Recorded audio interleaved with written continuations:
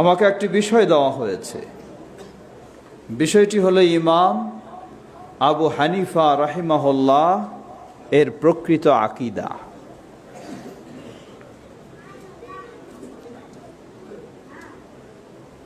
ইমাম আবু হানিফা রাহিমাহুল্লাহ আমাদের শ্রদ্ধাভাজন সম্মানিত ইমাম, যারা প্রসিদ্ধ ইমাম, বিশেষ করে চারজন: ইমাম আবু হানিফা রাহিমাহুল্লাহ, ইমাম মালিক রাহিমাহুল্লাহ, ইমাম শাফিঈ রাহিমাহুল্লাহ, ইমাম আহমদ বিন হাম্বল রাহিমাহুল্লাহ। যেহেতু চার মাযহাবে চারজন প্রসিদ্ধ, যদিও কোন ইমামেই কোন মাযহাব প্রতিষ্ঠা করে যাননি, হয়েছে তাদের পরে, কিন্তু তারা কেউ করেননি। তাদের কোনো বক্তব্যে, কোনো বই পুস্তকে তারা নিজেদের কোনো মাযহাবকে রেখে যান নাই, কিন্তু মানুষেরা তাদের নাম দিয়ে পরবর্তীতে এই মাযহাব তৈরি করেছে। কিন্তু আফসোসের বিষয় হলো, সত্যিই যদি যাদের নাম দিয়ে মাযহাব তৈরি করেছেন তাদের আকীদা অনুসরণ করতেন তাহলেও ভালো ছিল।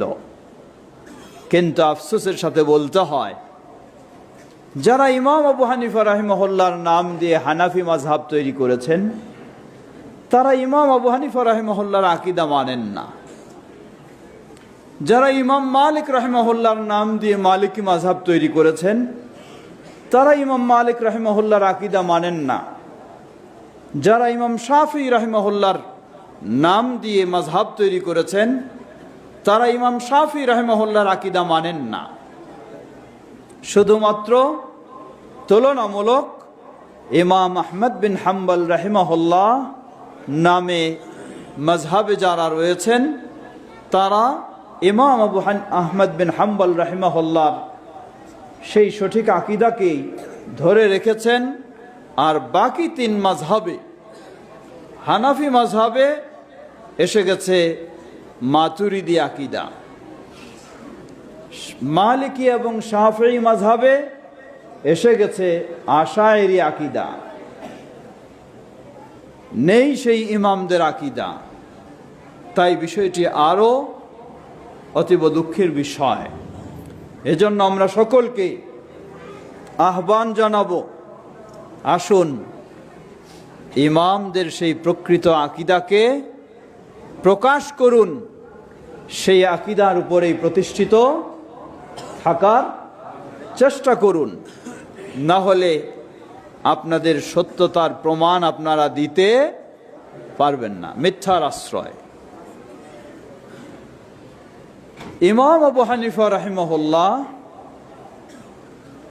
যেহেতু আজকে আমার বিষয় হলো ইমাম আবু হানিফা রাহিমাহুল্লাহর প্রকৃত আকীদা, সামান্য কিছু বিষয় আলোকপাত করব। এরপরে আমার কাছে আরেকটি কাগজ দেওয়া হয়েছে যেখানে 22টি মিথ্যা তথ্য ছড়ানো হচ্ছে। এই মুসআব বিন উমাইরের বিরুদ্ধে বলুন, অথবা জামিয়া দারুত তাওহীদের বিরুদ্ধে বলুন, অথবা দারুস সুন্নাহর বিরুদ্ধে বলুন, অথবা আমাদের সকলের বিরুদ্ধে বলুন, সেই বিষয়ে একটু আলোকপাত করব সময় সম্ভব অনুযায়ী ইনশাআল্লাহ। প্রথমে আসি ইমাম আবু হানিফা রাহিমাহুল্লাহর। ইমাম আবু হানিফা রাহিমাহুল্লাহর আকীদা, মূল বিষয় যদি আমরা যাই, সেটি হচ্ছে আকীদার ক্ষেত্রে আকীদার মূলে হলো ঈমান। আকীদার মূলে ঈমান। এই ঈমানের পরিচয়, বৈশিষ্ট্য আলোচনা করতে গিয়েও প্রসিদ্ধ চার ইমামের মাঝে দ্বিমত দেখা গেছে। প্রসিদ্ধ চারজন ইমামের মাঝে ইমাম আবু হানিফা রাহিমাহুল্লাহ গেছেন একদিকে, আর ইমাম মালিক, ইমাম শাফি, ইমাম আহমদ বিন হাম্বল রাহিমাহুল্লাহ গেছেন আরেক দিকে। আহলুস সুন্নাহ ওয়াল জামাতের কাছে ঈমান বলা হয় কাউলুন ওয়া আমালুন, অথবা আরেকটু ডিটেলসে বলতে পারি আল ইকরারু বিল লিসান, মৌখিক স্বীকৃতি দেওয়া, তাসদীকু বিল জানান, হৃদয় দিয়ে বিশ্বাস করা, ওয়াল আমালু বিল আরকান, মানুষের অঙ্গ প্রত্যঙ্গ দিয়ে কি করা, আমল করা। বুঝবেন, এটা ইমানের সংজ্ঞা, আপনাকে জানতে হবে, না হলে আপনার ইমান ঠিক হবে না, ইমান পূর্ণ হবে না। আপনি ইমান কি জিনিস এটাই জানেন না, তাহলে ইমান কেমনে হবে? কথা বুঝেছেন আমার? ইমান কি জিনিস এটাই আপনি জানেন না, তাহলে আপনার ইমান কেমনে ঠিক হবে? এজন্য আহলুস সুন্নাহ ওয়াল জামাতের কাছে ইমানের পরিচয় হলো 5টি জিনিস। প্রথম হলো ইকরার বিল লিসান, মৌখিক স্বীকৃতি দেওয়া। তারপর হলো তাসদীক বিল জানান, হৃদয় দিয়ে অন্তর দিয়ে বিশ্বাস করা। তৃতীয় হলো আল আমালু বিল আরকান, গোটা বডি দিয়ে আমল করা। চতুর্থ ইয়াজিদু বিতাআতির রহমান, এই ঈমানটা বৃদ্ধি হয় আল্লাহর আনুগত্য করলে। পঞ্চম ইয়ানকুসু বিতাআতিশ শয়তান, শয়তানের আনুগত্য করলে ঈমানটা কি হয়ে যায়? কমে যায়। এই 5টা হলো ঈমানের সংজ্ঞার মূল বিষয়। কিন্তু 5টার মাঝে ইমাম মালিক রাহিমাহুল্লাহ 5টাকে গ্রহণ করেছেন, ইমাম শাফি রাহিমাহুল্লাহ 5টাকে গ্রহণ করেছেন, ইমাম আহমদ বিন হাম্বল রাহিমাহুল্লাহ 5টাকে গ্রহণ করেছেন, ইমাম আবু হানিফা রাহিমাহুল্লাহ মাত্র প্রথম 2টাকে গ্রহণ করেছেন, যা তাসদীক বিল জানান, হৃদয় দিয়ে সত্যায়ন করা, আর আল ইকরারু বিল লিসান, মৌখিক স্বীকৃতি দেওয়া। ইমাম আবু হানিফা রাহিমাহুল্লাহ ঈমানের সংজ্ঞায় এই 2টি বিষয়কে উল্লেখ করেছেন। গোটা বডি অঙ্গ দিয়ে আমল করা, এটাকে নিয়ে আসেন নাই। এর অর্থ এই নয় যে তাদের কাছে আমল প্রয়োজন নেই, তা নয়, প্রয়োজন রয়েছে, কিন্তু ঈমানের সংজ্ঞায় নিয়ে আসেন নাই। ঠিক তেমনইভাবে ঈমান বৃদ্ধি পায়, আবার ঈমান কি কমে যায়। এই বিষয়গুলিকেও ইমাম আবু হানিফা রাহিমাহুল্লাহ এবং হানাফি মাযহাবে ঈমানের সংজ্ঞায় নিয়ে আসা হয় নাই। এই ক্ষেত্রে আমরা বলবো,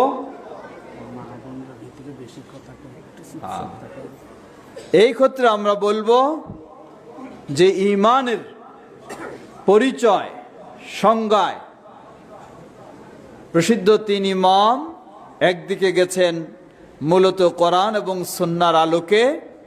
আহলুস সুন্নাহ ওয়াল জামাতের ঈমানের পরিচয় হলো সেটা 3 জন ইমাম যেদিকে গেছেন।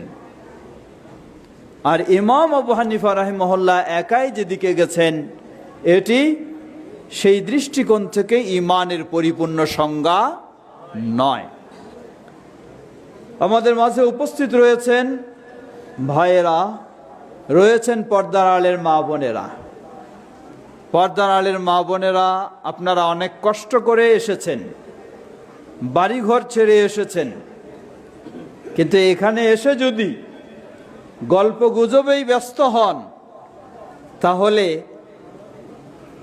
আশাটা কখনোই সার্থক হবে না।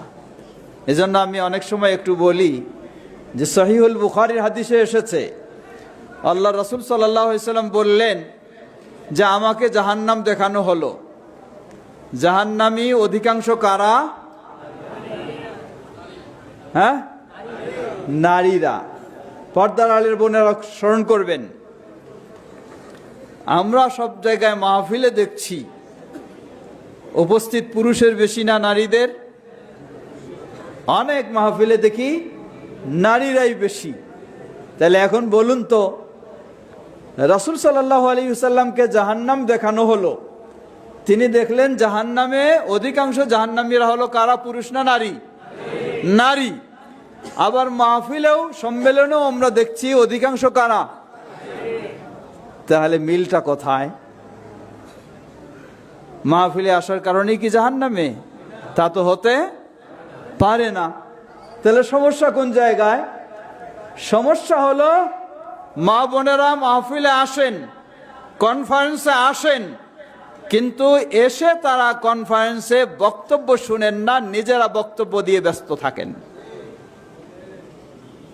এজন্য আমাদের কাছে কমপ্লেন আসছে, অভিযোগ আসছে, মা বোনেরা নিজেরা বক্তব্য শুনে না, অন্যকে শুনতে দেয় না।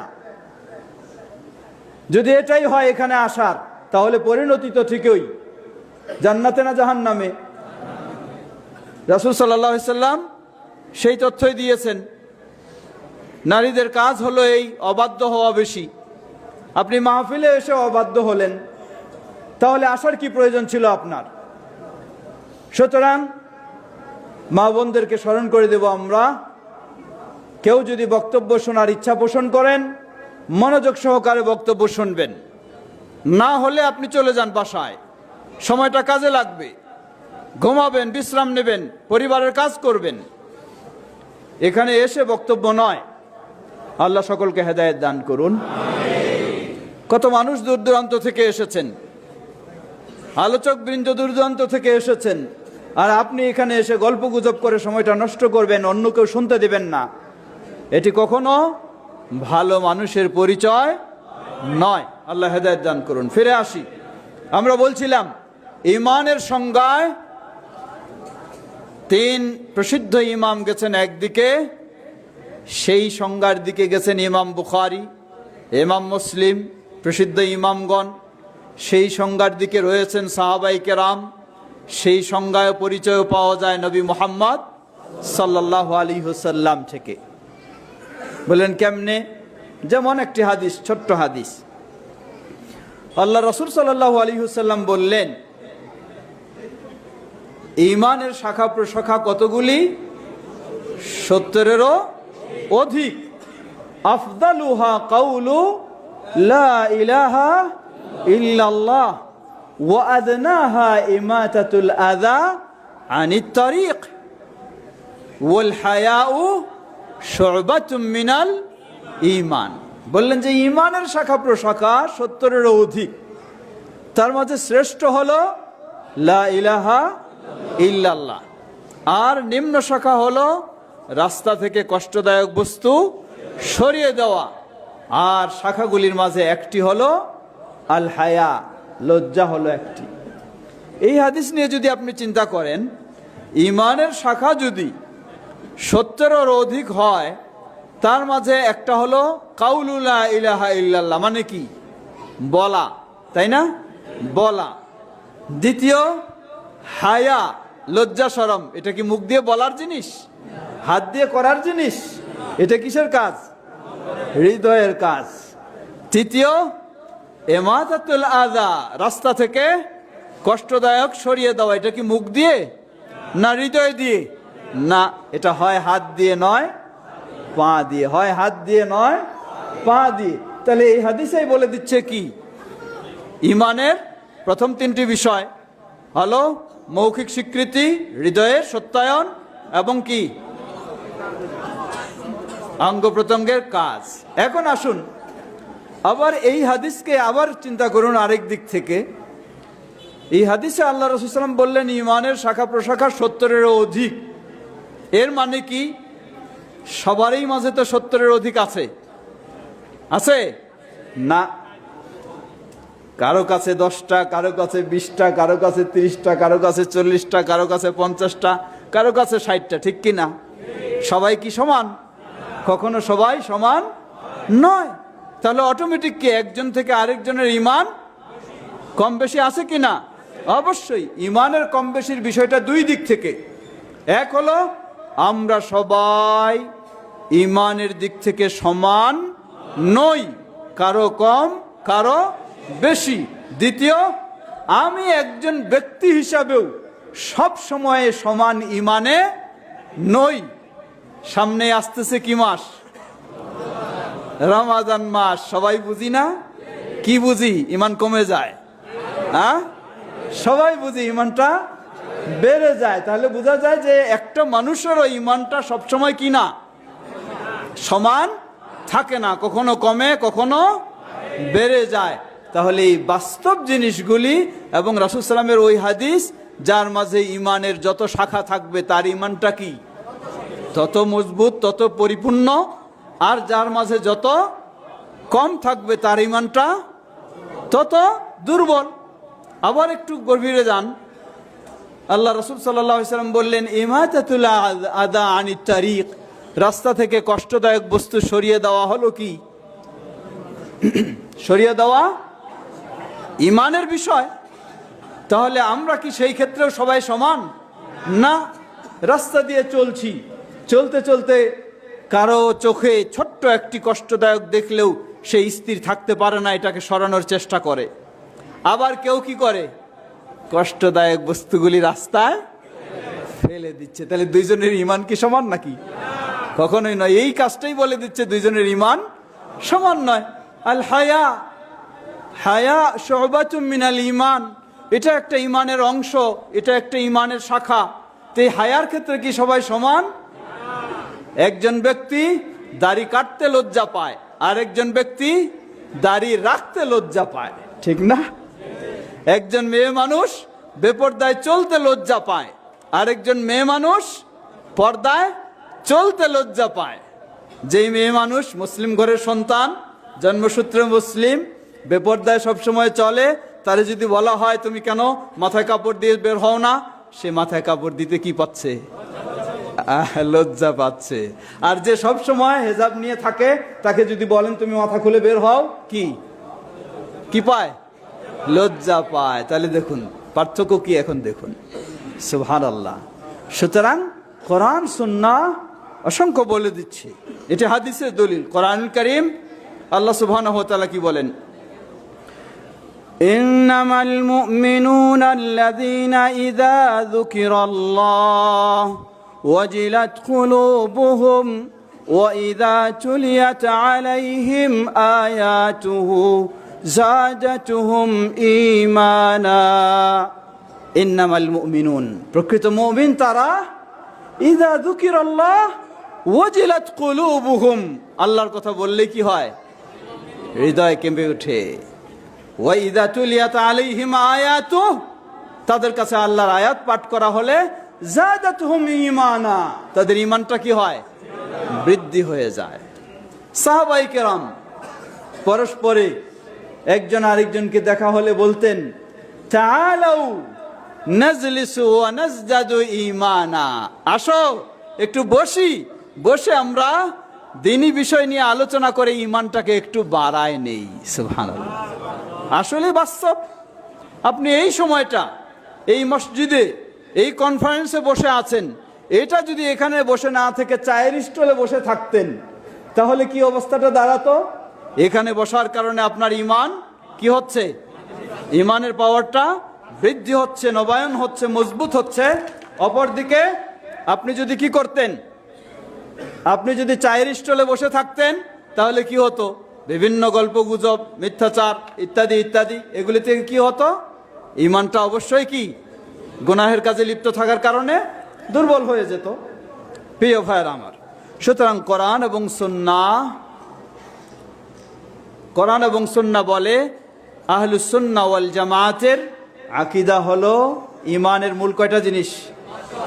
5টা। প্রথম হলো হৃদয় দিয়ে বিশ্বাস করা, দ্বিতীয় হলো মৌখিক স্বীকৃতি দেওয়া, তৃতীয় হলো অঙ্গ প্রত্যঙ্গে কাজ করা, চতুর্থ হলো ঈমান বাড়ে, পঞ্চম হলো ঈমান কমে। এই বিশ্বাস, এই পরিভাষা, এই পরিচয় ঈমানের নবী সাল্লাল্লাহু আলাইহি ওয়াসাল্লামে আল্লাহর কিতাবে পাওয়া যায়, রাসূল সাল্লামের সহিহ হাদিসে পাওয়া যায়, সাহাবায়ে কেরামদের বক্তব্যে পাওয়া যায়, এবং প্রসিদ্ধ তাবেঈ তাদের থেকেও পাওয়া যায়, ইমাম মালিক, ইমাম শাফি, ইমাম আহমদ বিন হাম্বল রাহিমাহুল্লাহর কাছেও পাওয়া যায়। কিন্তু ইমাম আবু হানিফা রাহিমাহুল্লাহ তিনি ইমানের সংজ্ঞায় বলেছেন দুটি জিনিস। প্রথম হলো হৃদয়ের বিশ্বাস সত্যায়ন, আর দ্বিতীয় হলো মৌখিক স্বীকৃতি। বাস্তব আমলগুলি ইমানের পরিচয় নিয়ে আসেননি, অনুরূপভাবে বৃদ্ধি হওয়া, হ্রাস পাওয়া এটাকেও নিয়ে আসেননি। এটি একটি বড় ধরনের গুরুত্বপূর্ণ আকীদার পার্থক্যের বিষয়। এরপরেও আবার ফিরে আসি, এখন আমরা একটু যাই ইমাম আবু হানিফা রাহিমাহুল্লাহ, বিশেষ করে আল্লাহ সুবহানাহু ওয়া তাআলার বিষয়ে ইমাম আবু হানিফা রাহিমাহুল্লাহর যে আকীদা, সেই আকীদা আজকে আমাদের সমাজে বিশ্বাস করা হয় না, সেই আকীদা পোষণ করা হয় না। যেমন দুটো বিষয় কমপক্ষে, আল্লাহ সুবহানাহু ওয়া তাআলার অবস্থান, এবং দ্বিতীয় হলো আল্লাহ সুবহানাহু ওয়া তাআলার সিফাত বা গুণাবলী। আল্লাহ সুবহানাহু ওয়া তাআলার অবস্থান কি? আল্লাহ রাব্বুল আলামিনের অবস্থানের বিষয়ে নবী সাল্লাল্লাহু আলাইহি সাল্লামের সময় কি ছিল? যেই সুপ্রসিদ্ধ হাদিস আমরা সবাই জানি, সুপ্রসিদ্ধ হাদিস, আল্লাহ রাসূল সাল্লাল্লাহু আলাইহি ওয়াসাল্লাম একজন রাখাল মেয়েকে জিজ্ঞাসা করলেন। কি জিজ্ঞাসা করলেন? আইন আল্লাহ, আল্লাহ কোথায়? রাখাল মেয়ে জবাব দিল, ক্বালাত ফিস সামা, আল্লাহ সুবহানাহু ওয়া তাআলা কোথায়? সর্বত্র বিরাজমান। আল্লাহ সুবহানাহু ওয়া তাআলা ঊর্ধ্বে। অতঃপর জিজ্ঞাসা করলেন, মান আনা, আমি কে?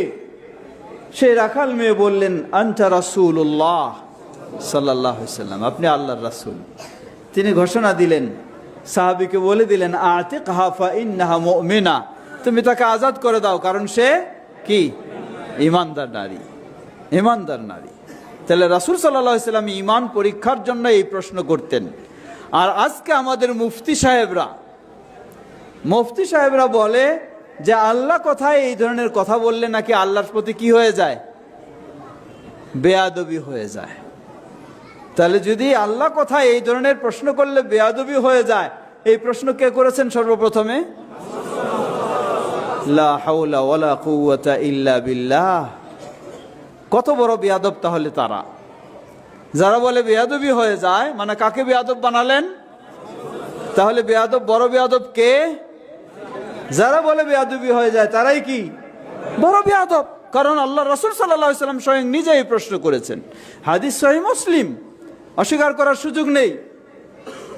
এই জন্য আমরা অনেক সময় বলি, যে আফসোসের সাথে বলতে হয়, রাসূল সাল্লাল্লাহু আলাইহি ওয়াসাল্লামের যুগে শিক্ষা বঞ্চিত, অবহেলিত রাখাল মেয়ে, তার যে আকীদা ছিল, এই যুগে ইফতা মুফতি ডিগ্রি নিয়েও তার চেয়েও আরো নিম্ন নোংরা আকীদায় পৌঁছে গেছে।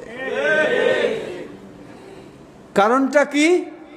কারণটা হলো, বড় কারণ হলো আকীদার উৎস সঠিক নাই। রাসূল সাল্লাল্লাহু আলাইহি ওয়াসাল্লামের যুগে ওই রাখাল মেয়ের আকীদার উৎস ছিল কোরআন এবং সহিহ হাদিস, যার কারণে তার আকীদা সঠিক।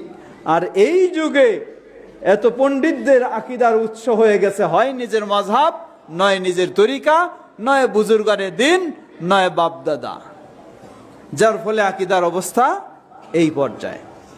তো ইমাম আবু হানিফা রাহিমাহুল্লাহ, এটি একটি গুরুত্বপূর্ণ কিতাব। এই কিতাবটি, এটাকে সম্পাদনা করেছেন তথা প্রিন্টিং ভুল ত্রুটিগুলিকে সংশোধন করেছেন হানাফি মাযহাবের প্রসিদ্ধ একজন আলেম মুহাম্মদ জাহিদ আল কাউসারি। জাহিদ আল কাউসারি, এখানে 5টা বই একসাথে রয়েছে। বলা হয় এই 5টাই হলো ইমাম আবু হানিফা রাহিমাহুল্লাহ।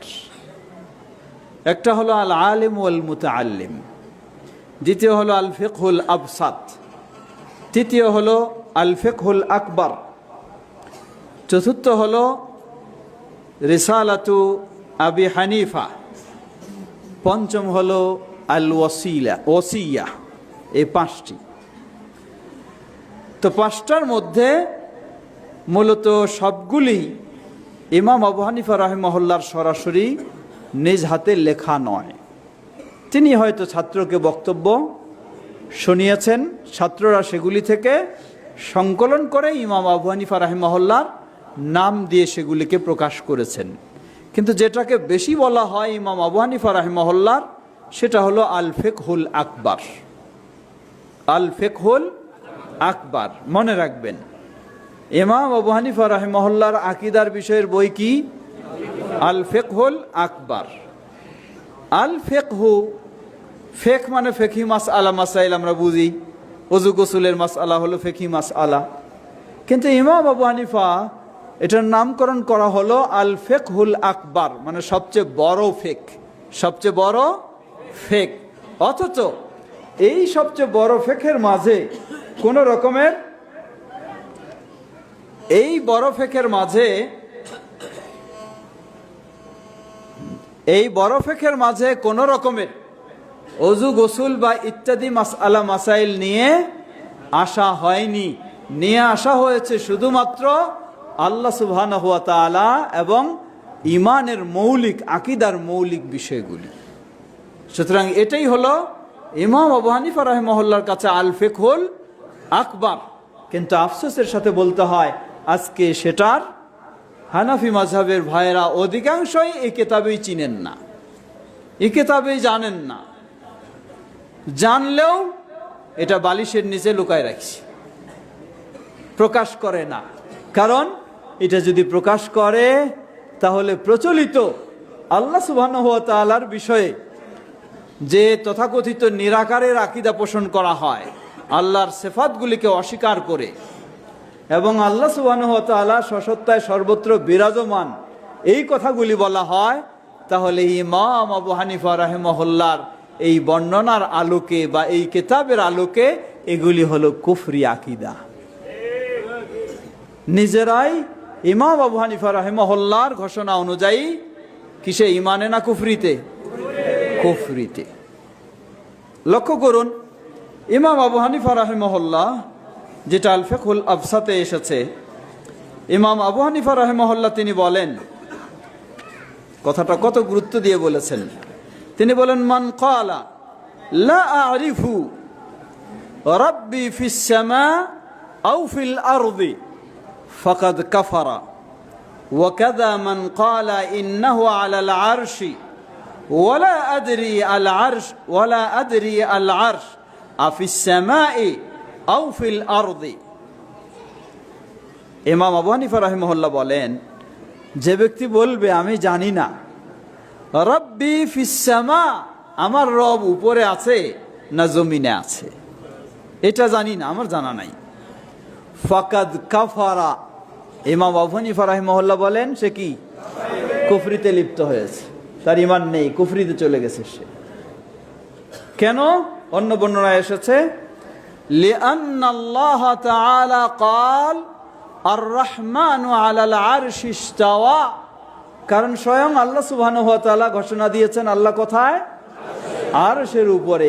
ইমাম আবু হানিফা রাহিমাহুল্লাহর কথা, ওয়া আরশুহু ফাওকা সাবআ সামাওয়াত, আর আল্লাহর আরশ হলো সপ্ত আসমানের উপরে। সুবহানাল্লাহ, আল্লাহর আরশ সপ্ত আসমানের উপরে, আর সেই আরশের উপরে কে? আল্লাহ সুবহানাহু ওয়া তাআলা। এটা স্পষ্ট কোরআনে ঘোষণা আসার পরেও কেউ যদি বলে আমার জানা নেই, আমার রব উপরে না নিচে, ইমাম আবু হানিফা রাহিমাহুল্লাহ বলছেন ফাকাদ কাফারা, সে কুফরিতে লিপ্ত হয়ে গেছে। কারণ কি? কারণ সে কোরআনকে বিশ্বাস করছে না। কোরআনে আল্লাহ স্পষ্ট করলেন, এটাকে সে বিশ্বাস করে না। লক্ষ্য করুন, প্রসঙ্গক্রমে আরেকটি বিষয় গুরুত্বপূর্ণ। আজকে রজব মাস, হিজরি বর্ষ অনুযায়ী রজব মাসের হয়তো 26 তারিখ হতে পারে আজকে, আমাদের দেশের চাঁদ দেখা অনুযায়ী 26 দিবাগত। আজকের রাতটি হলো কিসের রাত?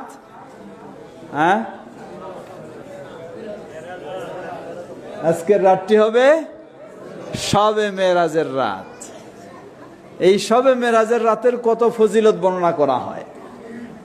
এই রাতের সালাত, এই রাতের গোসল করা, এই রাতের ইবাদত করা, ইত্যাদি ইত্যাদি অনেক কিছু।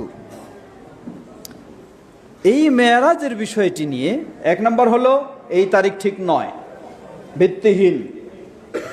2 নম্বর হলো তারিখ যদিও ঠিক হয়, এই মেরাজকে কেন্দ্র করে যেই রাত্রে সংগঠিত হয়েছে সেই রাত্রে বিশেষ কোনো ইবাদত নেই। তৃতীয় হলো এই মেরাজ আমাদেরকে আল্লাহর বিষয়ে সঠিক আকীদা শিক্ষা দিচ্ছে। কিভাবে? দেখুন, হানাফি মাযহাবের আকীদার কিতাব প্রসিদ্ধ আল আকীদা আত-তাহাউইয়া, ইমাম তাহাবী রাহিমাহুল্লাহ, সেই কিতাবের ব্যাখ্যা করতে গিয়ে হানাফি মাযহাবের আরেকজন প্রসিদ্ধ ইমাম ইবনে আবিল ইজ আল হানাফি রাহিমাহুল্লাহ শারহুল আকীদা আত-তাহাউইয়ায় এই মেরাজের পাঠ আলোচনা করতে গিয়ে তিনি বলেন, ওয়াফি আহাদিসিল মিরাজি দলিলুন আলা সুবুতি সিফাতিল উলুয়ি লিল্লাহি তাআলা লিমান তাদাব্বারা। যে ব্যক্তি একটু চিন্তা করবে, একটু গবেষণা করবে, তাহলে মেরাজের হাদিসগুলি থেকেই আল্লাহ সুবহানাহু ওয়া তাআলা যে সর্বত্র নন, আছেন কোথায়? উপরে, সেটা এই মেরাজের হাদিসগুলিতেই পেয়ে যাবে। এটি ইমাম ইবনে আবিল ইজ আল হানাফি রাহিমাহুল্লাহ বলছেন, হানাফি মাযহাবের ইমাম। কেমনে? রাসূল সাল্লাল্লাহু আলাইহি ওয়াসাল্লাম মক্কায় থেকেও কোনোদিন বলেন নাই যে আমি আল্লাহর নিকটে পৌঁছে গেছি, বলেছেন নাকি? মক্কা থেকে, বাইতুল্লাহ থেকে চলে গেলেন কোথায়? মসজিদে আকসা। আল্লাহ সেই মসজিদে আকসাকে ঘাতক সন্ত্রাসী ইহুদি থেকে মুক্ত করুন। মসজিদে আকসায় গিয়েও তিনি বললেন না আমি আল্লাহর অতি নিকটে পৌঁছে গেছি, বলেছেন নাকি? না, কখনো বলেন নাই। এর মানে গোটা পৃথিবীতে নবী সাল্লাল্লাহু আলাইহি ওয়াসাল্লাম থেকে আল্লাহর অতি নিকটে যাওয়ার সুযোগ হয়নি। চলে গেলেন, উর্দে নেওয়া হলো প্রথম আসমান, দ্বিতীয় আসমান, তৃতীয় আসমান, চতুর্থ আসমান, পঞ্চম আসমান, ষষ্ঠ আসমান, সপ্ত আসমানের আরো উপরে যখন গেলেন, তারপরে তিনি আল্লাহর অতি নিকটে পৌঁছে গেলেন। সুবহানাল্লাহ। তাই ইমাম ইবনে আবিল ইজ আল হানাফি রাহিমাহুল্লাহ বলছেন, এই মেরাজের হাদিসগুলি যে একটু চিন্তা করবে, তার কাছে স্পষ্ট হবে আল্লাহ সুবহানাহু ওয়া তাআলা সসত্তায় সর্বত্র বিরাজমান নন। আল্লাহ সুবহানাহু ওয়া তাআলা রয়েছেন আরশের উপরে। সুবহানাল্লাহ, সুবহানাল্লাহ, সুবহানাল্লাহ। এই মেরাজও স্মরণ করে দিচ্ছে। তাহলে ইমাম আবু হানিফা রাহিমাহুল্লাহর আকীদা এটা, ইমাম তাহাবী রাহিমাহুল্লাহর আকীদা এটা, ইমাম ইবনে আবিল ইজ আল হানাফি রাহিমাহুল্লাহর আকীদা এটা। কিন্তু আফসোসের সাথে বলতে হয়, প্রচলিত হানাফি মাযহাবের অনুসারীরা এই আকীদা মানতে রাজি নন। এজন্য ইমাম আবু হানিফা রাহিমাহুল্লাহ বলছেন, কেউ যদি বলে আল্লাহ কোথায় জানি না, মানে এর দ্বারা বুঝাচ্ছেন অর্থাৎ বিশ্বাস করে যে আল্লাহ কি জায়গায়? সব জায়গায় আছেন, তাকেই বললেন যে ফাকাদ কাফারা, সে কুফরিতে লিপ্ত। এক প্রসঙ্গ। দ্বিতীয় প্রসঙ্গে আসুন, যেটি ফিকহুল আকবরে হুবহু এসেছে। ইমাম আবু হানিফা রাহিমাহুল্লাহ বর্ণনা দিতে গিয়ে বলছেন, এই বর্ণনাটি ইমাম আবু হানিফা রাহিমাহুল্লাহর ছেলে হাম্মাদ বিন আবি হানিফার সনদে এসেছে। বলছেন, ওয়ালাহু ইয়াদুন ওয়া ওয়াজহুন ওয়া নাফসুন কামা যাকারাহু আল্লাহু তাআলা ফিল কুরআনি ফামা যাকারাহু আল্লাহু তাআলা ফিল কুরআনি মিন যিকরিল ওয়াজহি ওয়াল ইয়াদি ওয়ান নাফস ফাহুয়া লাহু সিফাতুন বিলা কাইফিন ওয়ালা ইউকালু ইন্না ইয়াদাহু কুদরাতুহু আও নি'মাতুহু লিআন্না ফীহি ইবতালুস সিফাতি ওয়া হুয়া কাউলু আহলিল কদরি ওয়াল ই'তিজালি ওয়ালাকিন্না ইয়াদাহু সিফাতুহু বিলা কাইফিন ওয়া গাদাবুহু ওয়া রিদাহু সিফাতানি মিন সিফাতিল্লাহি তাআলা বিলা কাইফিন।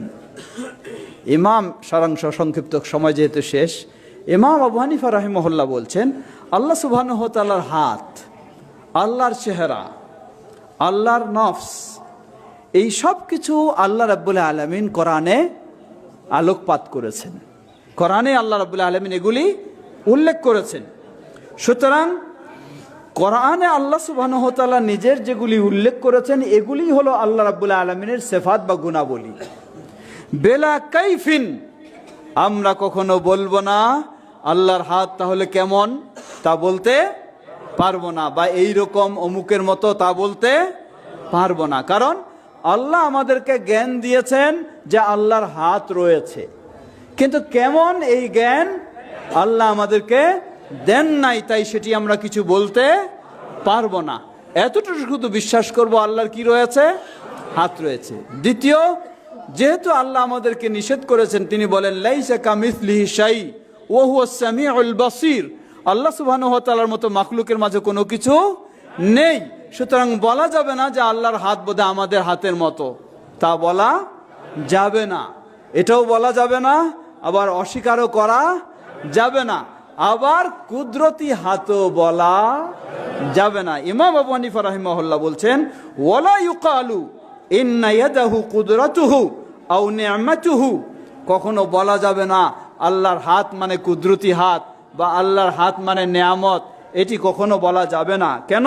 লিআন্না ফীহি ইবতালুস সিফা, যদি এটা বলা হয় তাহলে আল্লাহর যে সিফাতগুলি আল্লাহ পরিচয় দিয়েছেন, তুলে ধরেছেন, সেগুলিকে বাতিল করে দেওয়া হয়। এটি হলো ইমাম আবু হানিফা রাহিমাহুল্লাহ আকীদা। আর যদি এইগুলিকে বাতিল করে দেওয়া হয় তাহলে সেগুলি বাতিলপন্থী, সেই জাবরিয়া, কাদরিয়া এবং মুতাজিলা, তাদের সেগুলি হলো ভ্রান্ত আকীদা। এগুলি কখনো আহলুস সুন্নাহ ওয়াল জামাতের আকীদা হতে পারে না, প্রিয় ভাইয়েরা আমার। সুতরাং মনে রাখবেন, ইমাম আবু হানিফা রাহিমাহুল্লাহর এই সুন্দর আল্লাহর বিষয়ের আকীদাগুলি আজকে যদি আলেম সমাজ বা হানাফি মাযহাবের ভাইয়েরা, আলেম ওলামারা এটাকে প্রকাশ করতেন, নিজেরা মানতেন, জনগণকে মানার জন্য উদ্বুদ্ধ করতেন, তাহলে আজকে এত কথা বলার প্রয়োজন হতো না। আসতেছে সামনে আরেকটি বিষয়। সুতরাং আমরা বলবো, প্রথম হলো ইমাম আবু হানিফা রাহিমাহুল্লাহর লিখিত কিতাব বা তার পক্ষের যে কিতাব প্রসিদ্ধ, যেটি বেশি, নাম কি বলেছিলাম আমরা? দ্বিতীয় হলো ইমাম আবু হানিফা রাহিমাহুল্লাহ যে বলবে আল্লাহ সর্বত্র বিরাজমান, তাকে কি বলেছেন? কাফের। তৃতীয় আমরা বলতে পারি যে ঠিক এমনই ভাবে আল্লাহ সুবহানাহু ওয়া তাআলার যেই সিফাতগুলি আল্লাহ নিজেই কোরআনে বর্ণনা দিয়েছেন, সেগুলিকে কোনো অপব্যাখ্যা করলে সিফাতগুলিকে কি করা হয়? বাতিল করে দেওয়া হয়, অস্বীকার করা হয়। আসুন ফিরে আসি। আমাদের সালাত হয়তো 8টায়, যদি যথাসম্ভব সময় সম্ভব হলে হবে, না হলে কয়েক মিনিট বিলম্ব হলে অসুবিধা নাই তো? আচ্ছা, 8:10। আচ্ছা, আমাদের সভাপতি সাহেব তিনি বললেন যে 8:10 সালাত হবে আজকে ইনশাআল্লাহ। হ্যাঁ, 8:10 ইনশাআল্লাহ। আচ্ছা, এখানে উপস্থিত রয়েছেন চাঁদপুর জেলা জমিয়তে আহলে হাদিসের সম্মানিত সহসভাপতি জনাব তোফাজ্জল হোসেন সাহেব এবং জেলা জমিয়তের সম্মানিত সাধারণ সম্পাদক আমাদের ভাই, ভালোর নাম কি? দুলাল তো এমনি জানি, আরো কিছু আছে, আমাদের ভাই মোহাম্মদ দুলাল এবং আমাদের জিয়াউর রহমান, আরো অনেকেই। তারা, আপনারা নিশ্চয়ই এটা দেখেছেন, এটাকে বিভিন্নভাবে প্রচার করা হয়েছে। বলা হয়েছে লা মাযহাবী তথাকথিত আহলে হাদিসের কিছু ঈমান বিধ্বংসী আকীদা ও বিশ্বাস তাদের আলেমদের লিখিত বই হতে সংগৃহীত করা হলো। এইগুলি কিছু লিখে জনগণের মাঝে প্রচার করা হয়। শেষে লেখা আছে কারা প্রচার করেছে? অনইসলামী কার্যকলাপ প্রতিরোধ কমিটি, কচুয়া, চাঁদপুর। অনইসলামী, হ্যাঁ, যার আকীদাই হবে ইমাম আবু হানিফা রাহিমাহুল্লাহর মতে কুফরি আকীদা, তার কাছে ইসলামটাই কি বলেন তো এবার? হ্যাঁ, আমার কথা বুঝেছেন? যার আকীদাটাই হলো ইমাম আবু হানিফা রাহিমাহুল্লাহর দৃষ্টিতে কি কুফরি আকীদা, তার কাছে ইসলাম আবার কি? তার কাছে ঈমান আবার কি খুঁজে পাবেন? অবস্থাটা হলো এই পর্যায়ে। এই কারণেই এখন আমি যদি ইমাম আবু হানিফা রাহিমাহুল্লাহর আকীদা মানি, তাহলে আমারেও কি বলবে? ইসলামী না অন ইসলামী? আমারেও অন ইসলামী বলবে, কারণ সেই তো ইমাম আবু হানিফার আকীদা মানে না। আচ্ছা, কি বিষয়? প্রথমটাই লিখুন। 1 নাম্বার, আল্লাহ পাকের মিথ্যা বলা সম্ভব। নাউজুবিল্লাহ। এটি কি কোনো আহলে হাদিস কোনোদিন বলে, কোনোদিন বিশ্বাস করে? কত বড় মিথ্যাচার দেখুন। কোন লেখকও যদি লিখে থাকে তাহলে আমরাই বলবো সে ভ্রান্ত লিখেছে, ঠিক কিনা? আমরাই বলবো, এটা অন্য কাউকে বলার প্রয়োজন নেই। দ্বিতীয়, নবীদের দিনের আহকামের মধ্যে ভুল হতে পারে। এই না বলতেই আপনারা বলে দিচ্ছেন নাউজুবিল্লাহ, মানে কি বোঝা যায়? এটা কখনো আমরা মনে করি না। যদি মনে করতাম তাহলে তো আপনারা চুপ থাকতেন, ঠিক কিনা? আপনারা আগেই বলে ফেলতেছেন নাউজুবিল্লাহ, মানে এটা কখনো আমরা স্বীকার করি না। তৃতীয়, তারা হযরত মুহাম্মদ সাল্লাল্লাহু আলাইহি সাল্লামকে শেষ নবী হওয়াকে স্বীকার করে না। দেখুন কি জঘন্য কথা, দেখুন। অথচ ভারতবর্ষের ইতিহাস খুঁজে দেখুন, সেই মির্জা গোলাম আহমদ কাদিয়ানির সাথে সবচেয়ে বেশি প্রতিবাদ করেছে, এমনকি বাহাস নয় মুবাহালা পর্যন্ত করেছেন। তিনিই ছিলেন আহলুল হাদিসদের সবচেয়ে প্রসিদ্ধ মুহাদ্দিস আল্লামা সানাউল্লাহ অমৃতসরী রাহিমাহুল্লাহ। যেই সানাউল্লাহ অমৃতসরী রাহিমাহুল্লাহ, মির্জা গোলাম আহমদ কাদিয়ানি, সমযুগের মানুষ, দুজনের মাঝে বহু তর্ক বিতর্ক হওয়ার পর কি হয়েছে? মোবাহালা। মোবাহালা কাকে বলে? মোবাহালা বলা হয় আপনি একটা দাবি করছেন, আমি একটা দাবি করছি ভিন্ন রকম। তখন দুজনে বলবো যে ঠিক আছে, আমরা আল্লাহর কাছে ছেড়ে দিই, আল্লাহর কাছে আমরা আবেদন করি যে মিথ্যা হবে তারপর যেন আল্লাহর গজব নাজিল হয়। এই মোবাহালা হওয়ার 40 দিন পরেই টয়লেটে গিয়ে মৃত্যুবরণ করেছে মির্জা গোলাম আহমদ কাদিয়ানি। যার সাথে মোবাহালা হয়েছিল তিনি ছিলেন আল্লামা সানাউল্লাহ অমৃতসরী রাহিমাহুল্লাহ, আহলুল হাদিসদের সেখানে শীর্ষ মুহাদ্দিস তিনি ছিলেন। এবং এরপরে অনেক বছর তিনি বেঁচে ছিলেন।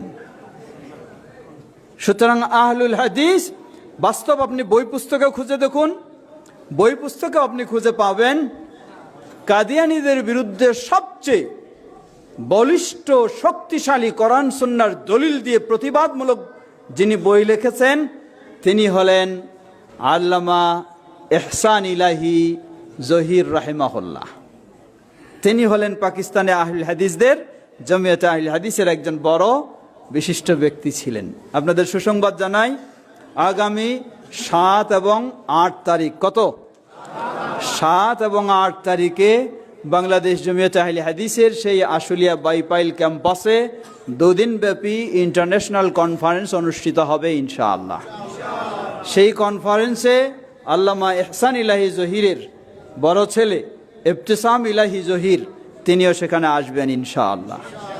সেখানে আসবেন সৌদি আরব থেকে, সেখানে আসবেন কুয়েত থেকে, সেখানে আসবেন সংযুক্ত আরব আমিরাত থেকে, সেখানে আসবেন বাহরাইন থেকে, সেখানে আসবেন ইন্দোনেশিয়া থেকে, সেখানে আসবেন পাকিস্তান থেকে, ভারত থেকে এবং নেপাল থেকে বিশিষ্ট ইসলামী স্কলারগণ, সাথে আমাদের দেশীয় ইসলামী স্কলার যারা উল্লেখযোগ্য রয়েছেন, যেমন আহলুল হাদিস বলি অথবা যারা আহলুল হাদিসের কথা বলেন, শাইখ ডক্টর সাইফুল্লাহ মাদানী সাহেব আছেন, ডক্টর মঞ্জুর ইলাহি সাহেব আছেন, ডক্টর আবু বকর জাকারিয়া সাহেব রয়েছেন, ডক্টর ইমাম হোসেন সাহেব রয়েছেন, সবাই সেখানে থাকবেন ইনশাআল্লাহ। আপনাদের সকলকে বিশেষভাবে সেই সম্মেলনে দাওয়াত জানাচ্ছি, দলে বলে সেখানে উপস্থিত হবেন ইনশাআল্লাহ। ফিরে আসি, তাহলে আমরা বলছিলাম যে রাসূল সাল্লাল্লাহু আলাইহি সাল্লামকে শেষ নবী বিশ্বাস করে কাদিয়ানীদের সবচেয়ে বেশি প্রতিবাদ কারা করে? আহলুল হাদিসেরাই বলে। একটি আফসোস করে আমি অনেক সময় বলি, যারা শিয়াদের অনুসরণ করে তারা আহলুল হাদিসদেরকে কি বলে? শিয়া বলে। যারা কাদিয়ানির চিন্তায় চলে তারাও আহলে হাদিসদেরকে কি বলে? কাদিয়ানি বলে। বলেন কেমনে শিয়াদের অনুসরণ? শিয়াদের আবিষ্কৃত হলো মিলাদ। মিলাদের আবিষ্কার কে করেছে? শিয়ারা। এই মিলাদ তো আহলে হাদিসরাই মানে চলে নাকি? কারা চলে? তাহলে যারা করে তারা কি শিয়াদের অনুসরণ করে না কার অনুসরণ করে? বলার অপেক্ষা রাখে না। 4 নাম্বার দেখেন, এই যে এটাই 4 নাম্বার হলো আল্লাহর আকার আছে, তিনি নিরাকার নয়। এটা হলো অনইসলামিক কথা। আমরা বলবো আল্লাহর আকার নিরাকার, এই কথায় অতটা আমরা গভীরে যাব না। কমপক্ষে বলবো যারা আল্লাহর নিরাকার বলতে চায় এর উদ্দেশ্য কি? এর উদ্দেশ্য হলো আল্লাহর স্পষ্ট সিফাতগুলি তারা অস্বীকার করতে চায়, মানতে চায় না। তাহলে এটা তো আহলে হাদিসরা নাকি? বরং এর প্রতিবাদ কারা করে? 5 নম্বর, তারা বলে লা ইলাহা ইল্লাল্লাহ মুহাম্মাদুর রাসূলুল্লাহ বলা শিরক। আমরা বলবো যে কেউ যদি এটা বলে থাকে নিশ্চয়ই তিনি ভ্রান্ত কথা, ভুল কথা বলেছেন। অবশ্যই লা ইলাহা ইল্লাল্লাহ মুহাম্মাদুর রাসূলুল্লাহ এটি সহিভাবে প্রমাণিত রয়েছে এবং এটি কালিমা শাহাদার সংক্ষিপ্ত রূপ। 6 নম্বর, তারা রাসূলুল্লাহ সাল্লাল্লাহু আলাইহি সাল্লামকে হায়াতুন নবী বিশ্বাস করে না। এর মানে তাদের দৃষ্টিতে রাসূল সাল্লাল্লাহু আলাইহি সাল্লাম মৃত্যুবরণ করেননি, এখনো জীবিত আছেন। আর আমরা বলবো আমাদের দৃষ্টিতে নয়, এটি হলো কোরআন সুন্নাহর দৃষ্টিতে রাসূলুল্লাহ সাল্লাল্লাহু আলাইহি সাল্লাম কি মৃত্যুবরণ করেছেন। তিনি কবরের জীবনে আছেন, কবরে আছেন, কবরের জীবনে, দুনিয়ার জীবনে নয়। সকল সাহাবী ঐক্যমত হলেন। আবু বকর সিদ্দিক রাদিয়াল্লাহু আনহু মসজিদে দাঁড়িয়ে তিনি ঘোষণা দিলেন। কি ঘোষণা দিলেন? তিনি বললেন, মান কানা ইয়াবুদুল্লাহ ফা ইন্নাল্লাহা হাইয়ুন, যে আল্লাহর ইবাদত করে জেনে রাখো আল্লাহ চিরজীবী। ও মান কানা ইয়াবুদু মুহাম্মাদান ফা ইন্না মুহাম্মাদান কাদ মাত, আর যে মুহাম্মাদের ইবাদত করে জেনে রাখো মুহাম্মদ সাল্লাল্লাহু আলাইহি সাল্লাম আর বেঁচে নেই, মৃত্যুবরণ করেছেন। এরপরে তিনি বললেন, ওমা কানা মুহাম্মাদুন ইল্লা রাসূলুন কাদ খালাত মিন ক্বাবলিহি। এই আয়াত যখন পেশ করলেন, সেই আয়াত শুনে যেই ওমর রাদিয়াল্লাহু আনহু ভিন্ন চিন্তা করছিলেন, তিনি পর্যন্ত বললেন যে এই আয়াত শুনে আমার যেন পায়ের নিচে দাঁড়ানোর মতো কোনো মাটি খুঁজে পাচ্ছি না। সবাই একমত হলেন কি রাসূলুল্লাহ সাল্লাল্লাহু আলাইহি সাল্লাম মৃত্যুবরণ করেছেন। এরপরেও যদি কেউ হায়াতুন নবী বলে, তাহলে এখন কোনটা ইসলামিক আর কোনটা অন ইসলামিক একটু চিন্তা করুন। সময় যেহেতু শেষ, আর দীর্ঘ করতে চাই না। রাসূল সাল্লাল্লাহু আলাইহি সাল্লামের রওজা জিয়ারতের নিয়তে সফর করা বিদআত। রাসূল সাল্লাল্লাহু আলাইহি সাল্লামের রওজা কোনটা, এটাই মানুষ বুঝে না আজকে। রাসূল সাল্লাল্লাহু আলাইহি সাল্লামের কবরকে বলা হয় রওজা, এটি ভুল কথা। রাসূল সাল্লাল্লাহু আলাইহি সাল্লাম নিজেও নিজের কবরকে কি বলেছেন? কবর বলেছেন। তিনি বলছেন, লা তাজআলু কবরি ঈদা, তোমরা আমার কবরকে উৎসবের স্থান বানায় নিও না। নিজের কবরকে কবর বলেছেন। রওজা হলো ভিন্ন জিনিস। মা বাইনা বাইতি ওয়া মিম্বারি, আমার বাড়ি আর মেম্বারের মাঝে যে জায়গাটা, রাউদাতুম মির রিয়াদিল জান্নাহ, এটা হলো কি? এটার নাম রাউদা, যেটা ভিন্ন কালারের ম্যাট দেওয়া আছে। সুতরাং রাসূল সাল্লাল্লাহু আলাইহি সাল্লামের কবরকেও রওজা বলাটা কি ভুল? 1। 2 নম্বর, রাসূল সাল্লাল্লাহু আলাইহি সাল্লামের কবর জিয়ারতের উদ্দেশ্যেও মদিনা জিয়ারত করা জায়েজ নেই। এটি অবশ্যই সঠিক, কারণ রাসূল সাল্লাল্লাহু আলাইহি সাল্লাম নিজেই বলেছেন, লা তুশাদ্দুর রিহাল ইল্লা ইলা সালাসি মাসাজিদ, 3টি মসজিদ ছাড়া কোনো জায়গার বিশেষ বরকতের উদ্দেশ্যে, বিশেষ সওয়াবের উদ্দেশ্যে সফর করা জায়েজ নেই। স্বয়ং মসজিদে নববীতে, নববীর উদ্দেশ্যে আপনি যাবেন, রাসূল সাল্লাল্লাহু আলাইহি সাল্লামের কবরের উদ্দেশ্যে নয়। এটি হলো আহলুস সুন্নাহ ওয়াল জামাআতের আকীদা। কিন্তু কবর পূজারীদের আকীদা কি? তাদের কাছে মসজিদের গুরুত্ব বেশি না কবরের গুরুত্ব বেশি? কবরের গুরুত্ব বেশি। তাই তারা কিসের জন্য দৌড়াবে? কবরের জন্য দৌড়াবে, মসজিদের জন্য নয়। তারা সূরা ফাতিহাকে কোরআন মাজিদের অংশ স্বীকার করে না। এটা কি আপনারা কখনো বলেন, মনে করেন নাকি? বরং আমরা বলি আল্লাহ রাসূল সাল্লাল্লাহু আলাইহি ওয়াসাল্লাম বলছেন উম্মুল কোরআন, খালি কোরআন নয়, কোরআনের মা, মূল। সাহাবীদের ফতোয়া উম্মতের জন্য দলিল নয়, বরং সাহাবীদের, একটু আগে আপনারা বক্তব্য শুনেছেন আমাদের শাইখ মুস্তাফিজুর রহমান মাদানী সাহেবের, সাহাবীদের প্রতি। আজকে যারা বলছে, আমাদেরকে দোষারোপ করে যে সাহাবীদের ফতোয়া দলিল নয়, অথচ তারা সাহাবীদেরকে কিভাবে কটাক্ষ করে লক্ষ্য করুন। প্রসিদ্ধ সাহাবী, সবচেয়ে বেশি যিনি আল্লাহ রাসূল সাল্লাল্লাহু আলাইহি ওয়াসাল্লাম থেকে হাদিস বর্ণনা করেছেন কে? আবু হুরায়রা রাদিয়াল্লাহু আনহুকে হানাফি মাযহাবের ফিকহে তাকে অপবাদ দেওয়া হয়েছে কালিলুল ফিকহে ওয়া কাসীরুর রিওয়ায়া, যে তিনি অনেক অনেক হাদিস বর্ণনা করেছেন ঠিকই, কিন্তু হাদিস তিনি বুঝতেন না। এই বলে অপবাদ দেওয়া হয়েছে আবু হুরায়রা রাদিয়াল্লাহু আনহুকে। কারণটা কি? কারণ জোরে আমিন বলার হাদিস হলো কার? এইগুলি যখন মানে না, তখন উল্টা পাল্টা কি অপবাদ সাহাবী আবু হুরায়রা রাদিয়াল্লাহু আনহু পর্যন্ত দিয়ে ফেলেছে, আর তারা বলে যে মানেন না। পবিত্র অবস্থায় কোরআন স্পর্শ করা জায়েজ, মৃত ব্যক্তির সওয়াব রেসানির জন্য দান খয়রাত করা হিন্দুদের প্রথা। হিন্দুদের মতো করলে তো কিসের প্রথা হবে? চল্লিশা কার প্রথা? মুসলিমদের। চল্লিশা হিন্দুদের থেকে এসেছে। তো হিন্দুদের প্রথায় যদি কেউ করে তাহলে অবশ্যই কিসের? হিন্দুদের মতো, হিন্দুদের প্রথা। আর রাসূল সাল্লাল্লাহু আলাইহি ওয়াসাল্লামের সুন্নাহ অনুযায়ী করে তাহলে কি? সুন্নতি প্রথা। আল্লাহ আমাদের সকলকে সঠিক পথে হেদায়েত দান করুন, এবং যারা এই ধরনের অপপ্রচার করছে আমরা প্রথমে বলবো আল্লাহ তাদেরকে হেদায়েত দান করুন। দ্বিতীয় বলবো এগুলি সম্পূর্ণ মিথ্যা অপবাদ ছাড়া কিছুই নয়। আল্লাহ তাদেরকে হেদায়েত দান করুন, সত্যের জয় আল্লাহ দান করুন। এখন আসুন, ছোট্ট 3টি আপনাদের জন্য গিফট আছে। 3টি প্রশ্ন করব, কেউ জবাব দিবেন না, জবাব দিলে তিনি পাবেন না। হাত তুলবেন, যাকে জিজ্ঞাসা করব তিনি জবাব দিবেন। ইমাম আবু হানিফা রাহিমাহুল্লাহর আকীদার কিতাবের নাম কি?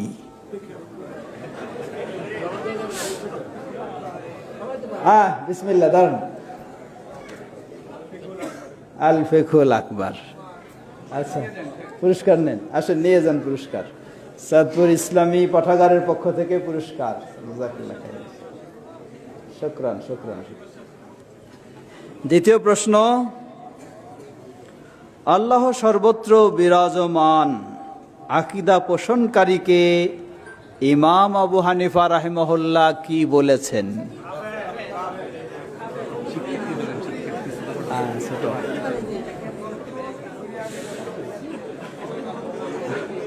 আমার প্রতি রাগ করবেন না, হ্যাঁ আমার খুঁজতে দেন। ছোটদের খুঁজতেছিলাম, ছোট তো দেখি না। আছে? আচ্ছা, এই ছোটরে দেখি আগে, বলো তো। হ্যাঁ, কুফরি আকীদা, মাশাআল্লাহ, শুকরান। আসো আসো, নিয়ে যাও। এই পাশে দেন, এদিকে দেন, আসেন এদিকে, উপর দিয়ে আসেন, আপনি দিয়ে দেন, আপনি দেন, নাও। শুকরান, জাযাকাল্লাহ খাইর, বেশি পড়বা। তৃতীয় প্রশ্ন, আল্লাহর সিফাত বিষয়ে কোরআনে যেভাবে বর্ণনা এসেছে এটাকে গ্রহণ না করলে ইমাম আবু হানিফা রাহিমাহুল্লাহ কি বলেছেন? এবার দেখি, এবার হাত কম আছে, তুমি পারবা? দেখি, উঠাও তো হাত।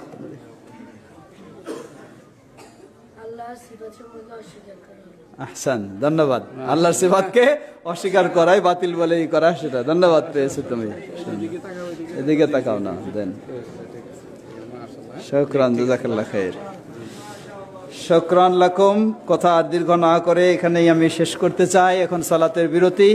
আমরা যে কথাগুলি শুনলাম সেগুলি থেকে যেন উপকৃত হতে পারি। আল্লাহ, একটু বসবেন, ছেড়ে দিব, তারপর উঠবেন। আল্লাহ আমাদের সকলকে সে তৌফিক দান করুন।